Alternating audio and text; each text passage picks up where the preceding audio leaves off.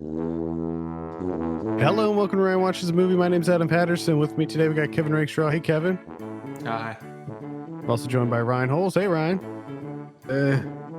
If this is your first time tuning in, Kevin and I are challenging ourselves to find movies Ryan likes in the hopes that we'll reach a coveted 10 out of 10. You can join in on the conversation by sending us your movie suggestions for Ryan to podcast@filmpulse.net or by sending me a DM on Twitter @filmpulsenet. If you like the show, or even if you don't, consider checking out the Frederick's Ataxia Research Alliance website at curefa.org.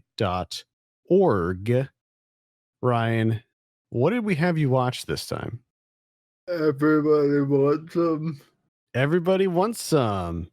You wanted a comedy, so we gave you a recent comedy. This came out in 2016. It's written and directed by Richard Linklater. I have a synopsis here. In 1980, a group of college baseball players navigate their way through the freedoms and responsibilities of unsupervised adulthood. Ryan, get us started by telling us a little bit about Everybody Wants Some. It's about college baseball team. And their first few days that they get to college before they get to class. And it's about their bonding experiences and then different friendships. And of course, one guy falls in love. It's not about anything in particular. It's about how, like, their different experiences, like I said. Yeah. I think you said bonding experiences, but I thought you said body experiences. And I'm like, oh, that's a weird thing to say. Like, I thought you were referring to them like hooking up and stuff. Their body experiences. They're exploring their bodies. There was some body exploration happening there.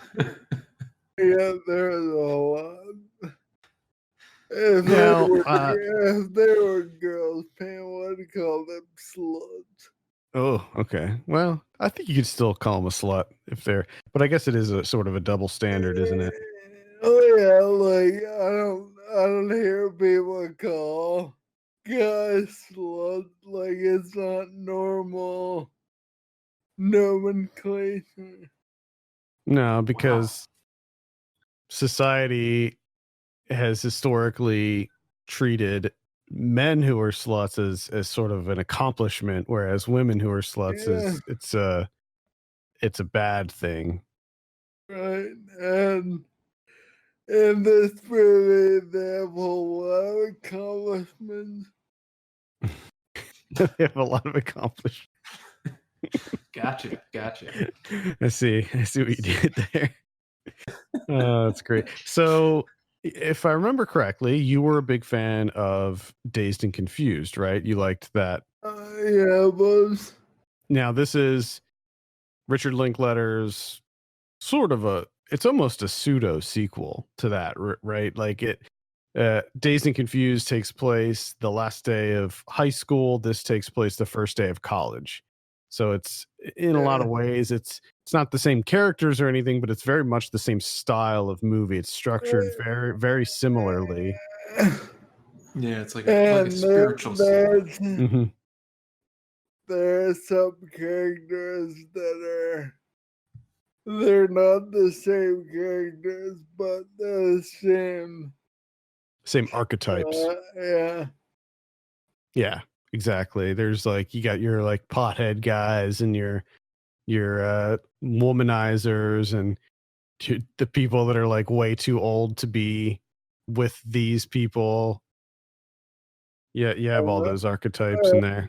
And the cool guy. Mm-hmm. And the angry guy. Cool guy, angry guy. You gotta have the angry guy. Gotta have him. Well, gotta have the hothead. Man, Affleck was that guy in this. Yeah. And in this one, there were a couple of different guys that got real angry at one thing or another.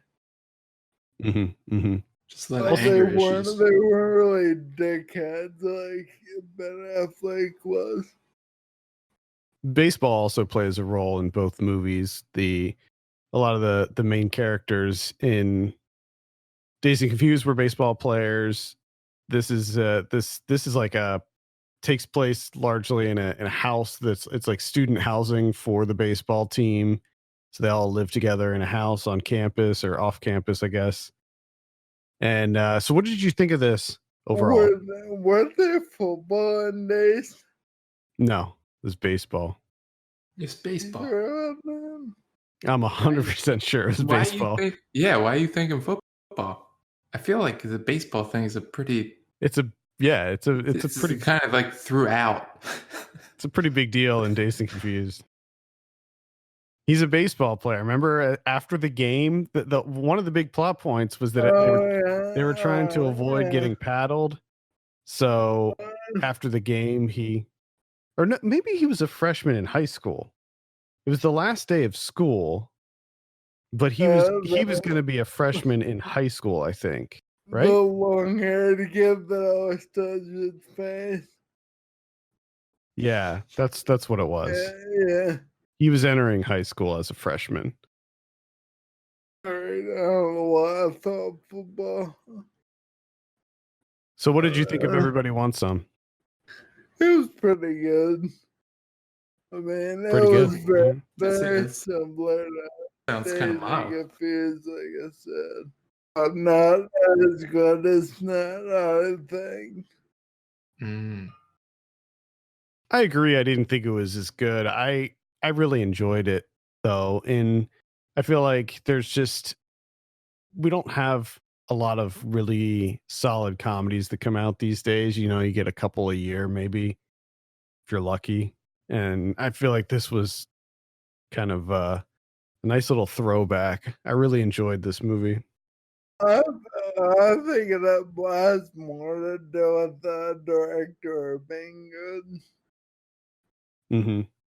Like, an actual good director made a decent movie instead of just throwing out some pile of garbage. Yeah, that's true. God.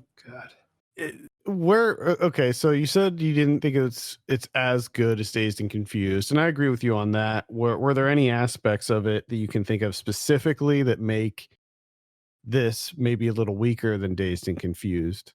It's just because I've seen it so many times. I thought the characters were more easy to identify and Dazed. Well, it's interesting you mentioned that because there's a lot more standout moments. Yeah, it's interesting you mentioned that because I think one of the key differences, and there's a huge number of similarities between both movies, but one of the key differences is like in this movie, it really just follows this what's like 4 to 6 guys that live in this house, and that's pretty much it. In Dazed and Confused, you have a much larger ensemble. And I feel like the female representation in Dazed and Confused is much, much more well-rounded. Like you have female leads in that movie and you follow their story too, like Parker Posey's character. And in this, you really just follow the dudes around, which I thought was fine, but I liked the diversity in Dazed and Confused more because it ended up feeling more varied. Yeah. Is it just I like to see it that the girls were as big assholes the guys were. Sure. Was it an issue for you with Everybody Wants Some, the lack of women characters? No, because the girl was in it mainly for the love story. Like, she didn't play a big part in the entire movie. Gotcha. Yeah. See, I think that could be an issue. I think that could be part of the issue for some people. That I just didn't know if it was, it was for Ryan. It was just too many dudes, not enough variety in there. But Yeah. if it was more girls, then it would have been more simpler to tease and confuse than it already is. Gotcha. One thing I like about these movies is the lack of a plot. Like there's not any like real conflict happening here. There's not much of a structure to it. It's not your traditional. Yeah, it's just an aimless Yeah, it just comedy. flows. It's just flowing from one scene to the next. There's no real like there's no end point. Like you can't see an end point happening. There's no Yeah, major conflicts nothing, going on. It's just, nothing that they need to accomplish. and I think that that's Was something that a lack of plot a problem for you, Ryan? No, not really, because like each part of the movie was all pretty much wrapped up in a good ending to each part of the story. Gotcha. So it was easily understood. I think one of the things I like the most about this movie is that it doesn't feel like a movie from 2016. It feels like a much older movie. Now it was shot on digital, so it looked, glossy, but the opening, the intro credits and stuff felt very dated to me, how they had that like kind of 70s rock soundtrack with the sort of animated intro credits like scrolling across the screen. It just felt like more like a 90s comedy to me. Mm-hmm. Mm-hmm. And I thought that like the comedy in it itself felt it harkened back to previous decades. It wasn't really the same style that we know now, like the Apatow stuff. Well, I have a question because normally when we talk about comedies, right, there's at some point in time, Brian talks about something made him laugh out loud. And I can't help but notice so far in talking about this movie, he has not mentioned that once. Did you, Ryan, laugh out loud during Everybody Uh, Wants Some? I can't remember any specifics right now, but yeah, I did a few Okay. times. Okay. But it wasn't there. They obviously weren't that memorable. There, I just thought I wanted to went away real quick. It involved the Marginally main memorable. cool guy. It was something he said. The main cool guy. So Yeah, we're working with multiple cool guys. Yeah, there's a couple cool guys. Couple cool dudes. like the all-star guy, the guy that was really good then. It was Fred Core. There's the one that he pictured us. Said something and I can't remember now what it was. But I remember laughing out loud when I heard it. All right. Sounds like this movie really did the job. Hit that It's funny bone. it's funny because I also can't recall. You can't remember a goddamn thing from this movie again. No, I remember.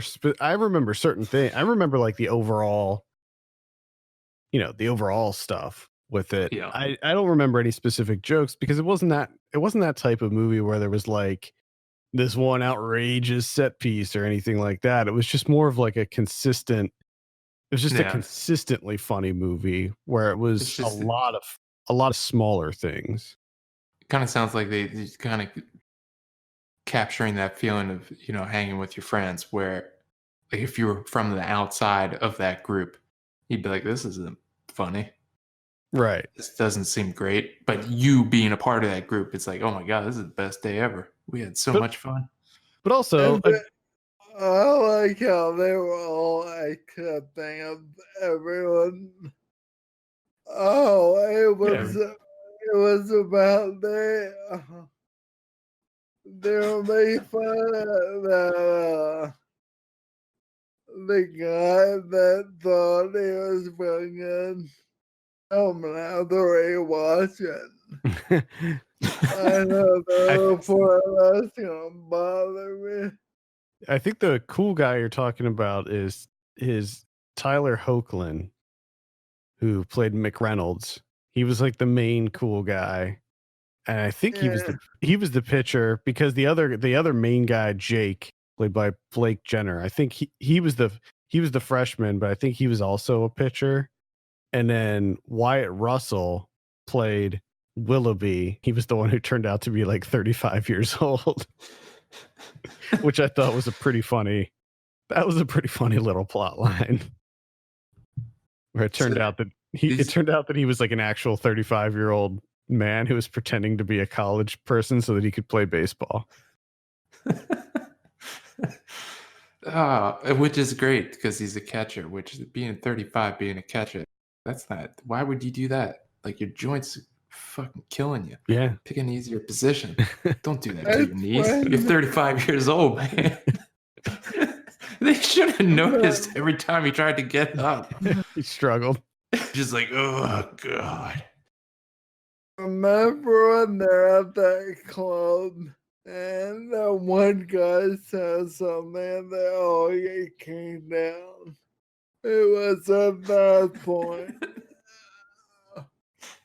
I mean, they go to a lot of clubs in this, which actually brings up a good point, Ryan. Like, you said that like they're all accepting and stuff like that, and I think that's a really cool aspect of this. Like, there's a scene where they go to like this cowboy club, and then they go to this like punk club in one scene, and they are really accepting of just all of the different trends and things that were happening back then.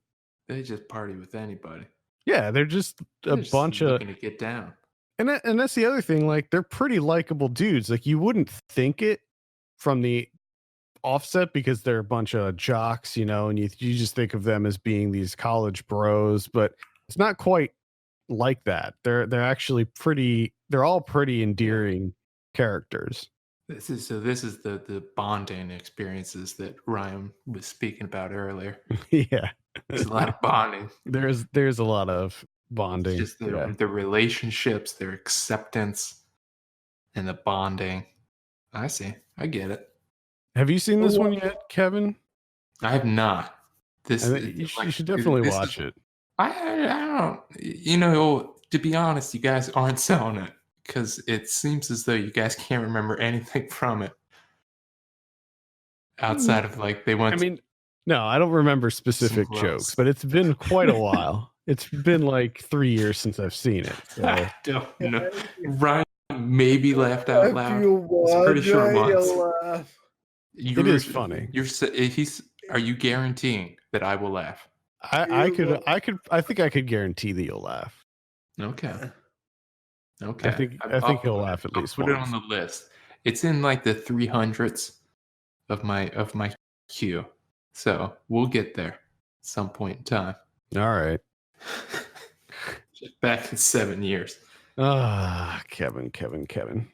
But you'll watch like some half-star horror movie on Netflix that came out straight to VOD in like 2014 that no one's ever heard of. That's not a decision that I make. I just happen to be in the room at the time that it happens. And I don't leave the room. I'm just like, okay, well, I guess this is what we're doing. There's like all these great movies that come out every year.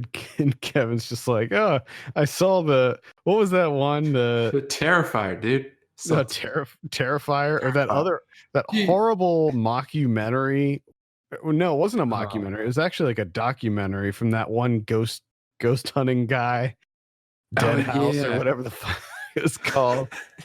Dude, I actually ended up seeing like an episode. I guess he has a show. Yeah, he has a show. Oh my God. I caught an episode of the show and it was the funniest thing I've ever seen in my life. Those guys just are fucking committed to it. They try and sell it. Like they put their all into it.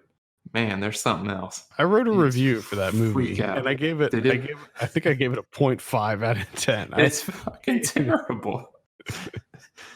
It's so bad. Oh my God. Anyway, Any final thoughts, Ryan, before we give you a drum roll and everybody wants some? It's funny, even though I'm not trying to not make people watch it. I'm trying to make people watch it. You'll Gotcha. laugh a lot. I just can't remember any specific jokes, but I do remember laughing a lot. When did you watch this? For I first saw it like 3 years ago. Then this time watching Friday night. Okay. So it's fresh. It's pretty fresh. It's fresh. I have a terrible memory. I can't even remember what happened 5 minutes ago. Oh man. I can't. I was podcasting, but That's all right. Okay. Ryan, what do you give Everybody Wants Some? I'm gonna give it 8.5. 8.5. What the fuck? Wow. That is not wow. That's I an mean, 8.5 out of 10. the commentary that I was hearing was not indicative of 8.5. That was not what I was anticipating. That's because I saw this before. I was more excited the first time I saw it. So what did Well, you I guess, initially rate it? Like a 9.5? eh, Was this a 10 at one point? when I first saw it, I was about 9. Damn. I gave it an 8. I wrote a review for this on the site and I gave it an 8. So not too far Wow. off there, Ryan. Incredible. It's a good flick. Check it out. Everybody wants some. Any final thoughts? Or what do you want for next time, Ryan? What are you thinking in genre wise? Christmas. Oh, Christmas in Connecticut coming right up, bud. No Shush. Christmas with the cranks. No Christmas with the Cranks? No, I mean we're trying to give you something good. So I think I already know exactly what I'm going to give you too. Oh shit. I'll talk to you about it offline, Kevin. But Please man. give me I'm upset. National Lampoon. no, you're going to watch that already. The goal is to expose you to new things that you'll like. I Not already ones that you did watch. watch it. You watch that shit like every year, probably multiple Yeah. times. You probably already watched it like 5 times this year. I'll It's watch on it right now in twice. the other room, isn't it? I bet you any fucking Oh, money. Hey, I listen just close so we can hear it. I'll watch it twice this year. So Oh my god! I mean, it's a great movie, like without a Love it. doubt.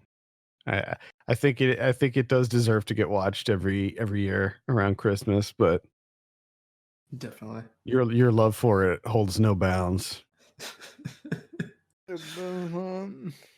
All right, Christmas movie it is.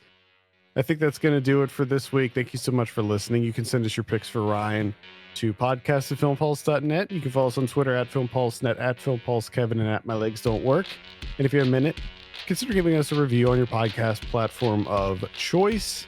For Kevin Rakestraw and Ryan Holes, my name's Adam Patterson. We'll see you later. See you later.